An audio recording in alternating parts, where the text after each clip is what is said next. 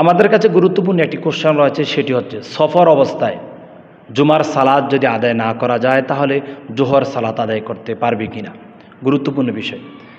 বিশাল বিস্তৃতময় একটি স্থানে আপনি যাচ্ছেন, অথবা আপনি প্লেনে যাচ্ছেন, অথবা আপনি কোথায় ভ্রমণ করতে যাচ্ছেন, ওই সময়ে আপনার অতি কাছে অথবা আপনার কাছাকাছি 1 মাইল 2 মাইল 5 মাইলের মধ্যে আপনি জুমার সালাতের জন্য জুমার মসজিদ আপনি পাচ্ছেন না, অথবা আপনি সফরে রয়েছেন। এই সফররত অবস্থায় আপনি জুমার সালাতের পরিবর্তে আপনি জোহর সালাত আদায় করতে পারবেন কিনা।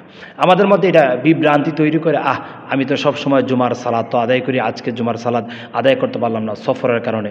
আল্লাহ সুবহানাহু ওয়া তাআলা এবং ইসলামের প্রতি বিধান, প্রতি হুকুমের মধ্যে আপনার জন্য একটু লাঘব করা হয়েছে, আপনার জন্য একটু কসর করা হয়েছে।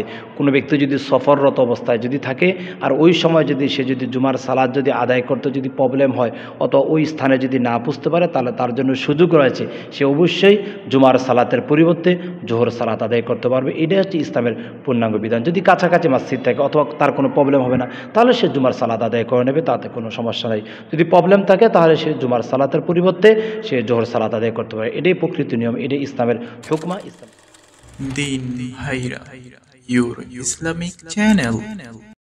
দিন ভাইরা, ইউর ইসলামিক চ্যানেল।